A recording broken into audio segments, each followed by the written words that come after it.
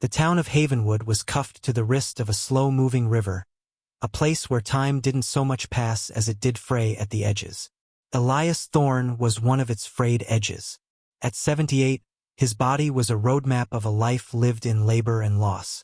His hands, gnarled like old oak roots, were still surprisingly steady, but his back was a question mark and his steps were careful, measured negotiations with gravity.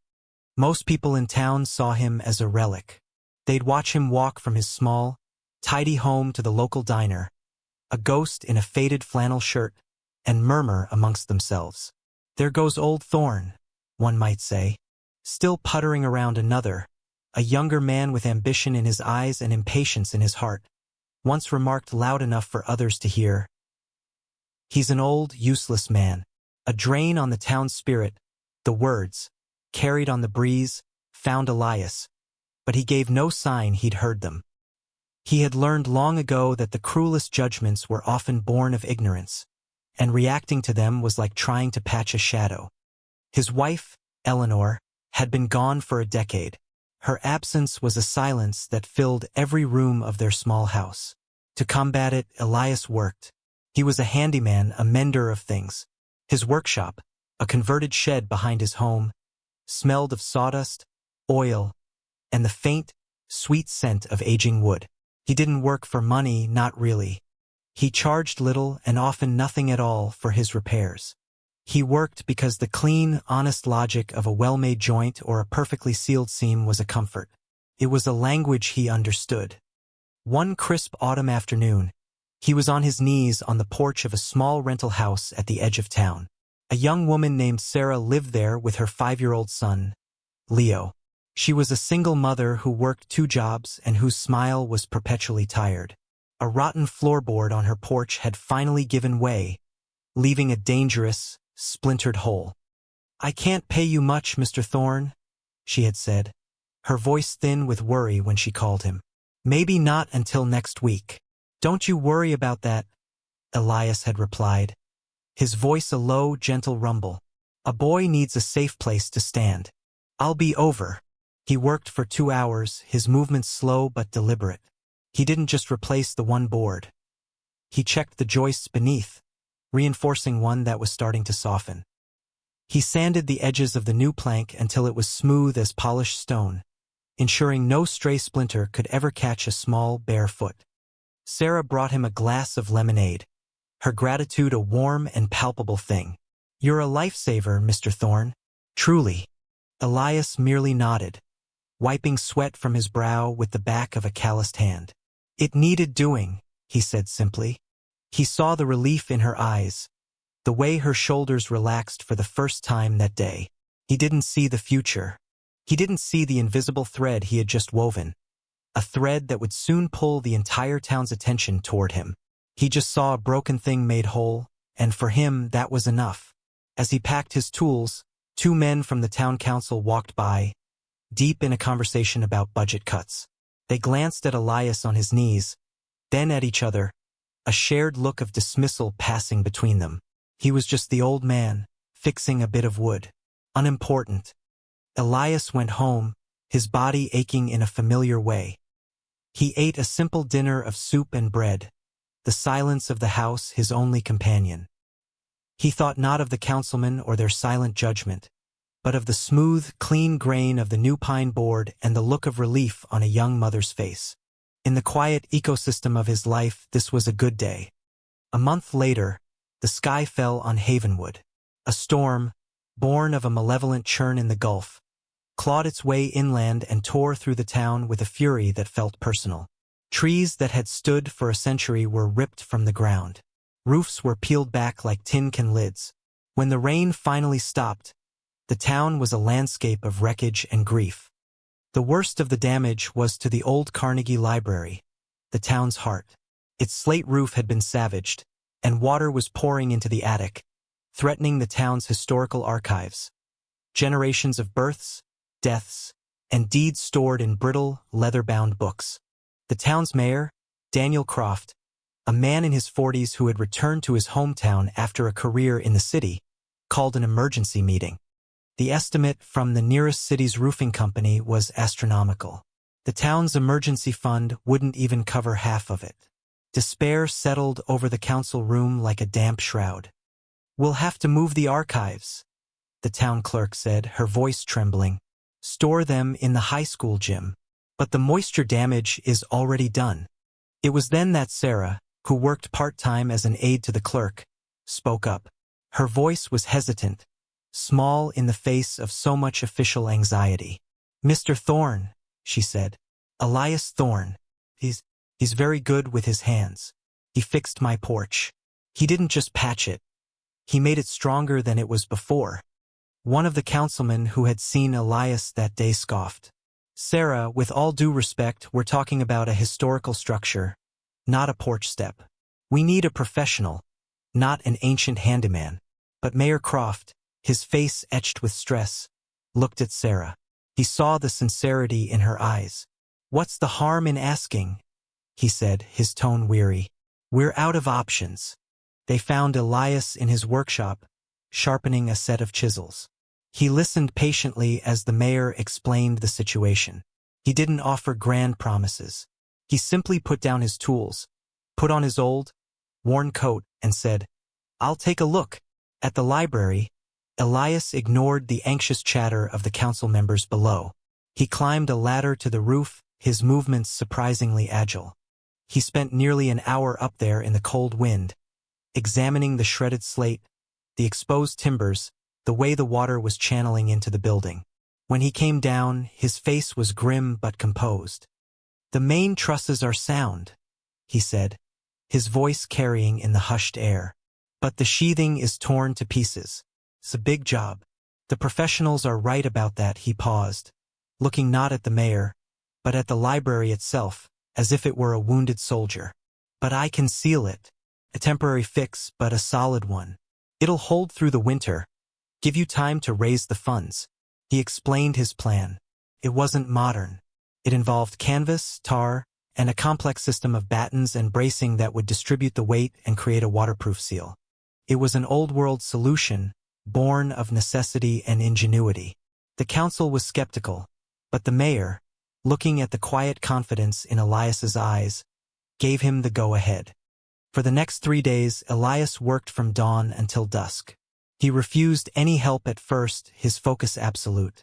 He moved across the wounded roof with a strange, methodical grace. He measured twice, cut once. The knots he tied to secure his safety lines were intricate and perfect. On the 3rd day, Mayor Croft came to watch. He'd brought a thermos of coffee, intending to offer it to the old man. As he stood on the street, looking up, something about Elias's movements struck him. It was a familiarity he couldn't quite place. The economy of motion, the focused discipline, it was more than a craftsman's skill. It was a kind of practiced life-or-death efficiency. The mayor's father had been a career army man, and Daniel had grown up on bases around the world. He'd seen that same look, that same focused calm, in the eyes of the men who built bridges under fire and cleared roads of hidden explosives. When Elias finally climbed down, exhausted and covered in tar, the mayor approached him. "Mr. Thorne," Daniel began, "that's incredible work." Elias just nodded, accepting a cup of coffee. "It'll hold," he said. "May I ask you something?" the mayor said, his curiosity getting the better of him. "The way you tie those knots, the way you secure your rigging. Where did you learn to do that?" Elias looked down at his stained hands. For a moment he was silent, the past rising in him like a slow tide. "A long time ago," he said softly. "Different place, different job. You served, didn't you?" the mayor pressed gently. Elias met his gaze. "I did. What branch? If you don't mind me asking." "Army," Elias said. "Engineers. We were called sappers."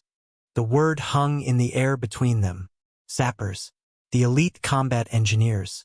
The ones who went first into the most dangerous places to build and to clear the way. They were masters of demolition and construction, of knots and rigging, of holding things together and taking them apart with equal skill.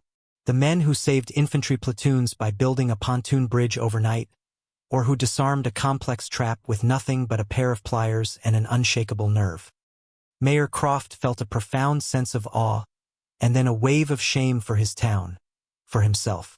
This old, useless man was a hero, a quiet titan living in their midst, and they had been blind to him. His skill wasn't just a hobby. It was a legacy, forged in the crucible of war. The hands that were saving their library had once saved lives. The story spread through Havenwood like wildfire, carried by the mayor himself. He told the town council not just what Elias had done, but who he was. He spoke of the sappers, of their motto, Essayans. Let us try Sarah. Hearing the story, told everyone who would listen about her porch, about his quiet kindness. The narrative began to shift. The men who had dismissed him now looked at their feet in shame. The whispers changed from useless old man to, did you hear about Elias Thorne? The next morning, when Elias arrived at the library to finish his work, he wasn't alone. A half-dozen men from town were waiting for him. One was a plumber, another a carpenter, two were just strong young farmers. Among them was the very man who had called him a drain on the town's spirit. We came to help, Mr. Thorne, the carpenter said, his voice thick with respect. Just tell us what to do. Elias looked at their faces, at the tools in their hands, and for the first time in a long time, he felt the silence in his own heart begin to recede. He nodded, a slow, grateful gesture. All right, he said, let's get to it. They worked together, a clumsy but earnest crew under his quiet direction. They hauled canvas, heated tar, and passed him tools. They listened as he explained the logic of the bracing, the importance of a tight seal. In teaching them how to fix the roof, he was teaching them something more, about diligence, about integrity, about seeing a job through. He wasn't just repairing a building. He was mending a tear in the fabric of the community. When the job was done, the roof was a patchwork of black canvas and wood, ugly but strong. It held. The archives were safe. Mayor Croft wanted a ceremony. He wanted to give Elias a key to the city, to put his picture in the paper, to hold a parade. He went to Elias's workshop to propose the idea. The old sapper was at his bench, carefully cleaning his tools, his movements as reverent as a priest cleaning a chalice. Elias listened to the mayor's plan, and a faint, weary smile touched his lips.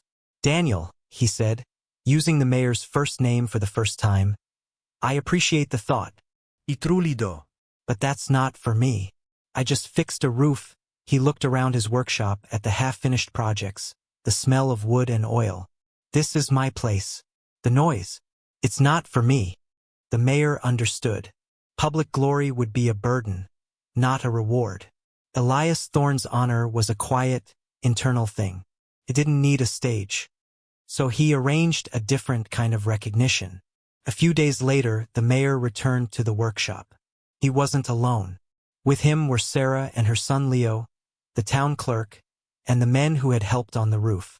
They stood crowded and awkward in the small space, a silent, grateful delegation. Elias, the mayor began, his voice full of emotion. The town wanted to thank you, not with a parade. With this. He didn't hand him a plaque or a medal. Instead, he held out a small, heavy object that sat in the palm of his hand. It was a challenge coin. On one side was the seal of Havenwood, the river and the old oak tree. On the other, embossed in burnished bronze, was the symbol of the U.S. Army Corps of Engineers, the Sapper Castle. Elias took the coin. He turned it over and over in his gnarled fingers, the cold metal a familiar weight. His eyes, which had seen so much, grew misty. A challenge coin was a soldier's recognition, a symbol of shared identity and unspoken respect. It was a language he understood far better than any speech. The mayor also handed him a simple, framed letter. It was from the town council, officially commending him for his ingenuity, service, and unwavering dedication to the community of Havenwood. One of the men who had helped on the roof, the one who had been so dismissive before, stepped forward. He held out a worn, wooden toolbox. This was my grandfather's, he said, his voice choked. We wanted you to have it. For the hands that rebuild. Elias looked from the coin to the toolbox to the faces of the people crowded into his sanctuary. He couldn't speak. He simply nodded, a gesture that held more gratitude than words ever could. He was seen, not as a hero, not as a symbol, but as Elias Thorne, mender of things, sapper, neighbor. The next morning, the sun rose over a healing town. Elias woke early, as he always did. The ache in his back was still there, but it felt different, less like a burden and more like a memory. He went to his workshop, the new toolbox sitting proudly on his workbench next to the sapper coin. He didn't reach for a broken chair or a dull blade. Instead, he took a small block of basswood from a shelf. He picked up one of the newly sharpened chisels from his old collection. He thought of the little boy, Leo, with his wide, curious eyes. With slow, practiced strokes, Elias began to carve. Shavings of pale wood fell to the floor like soft snow. An hour passed, then two. Under his patient hands, the block of wood began to transform. It was not something being repaired, but something being created. A small, simple bird, its wings half spread as if about to take flight. He worked in the quiet morning light, the only sounds the scrape of the tool against the wood and his own steady breath. He was no longer just fixing the broken pieces of the past. He was building a small, beautiful piece of the future. Under the wide, quiet sky of Havenwood, the old sapper was planting something new.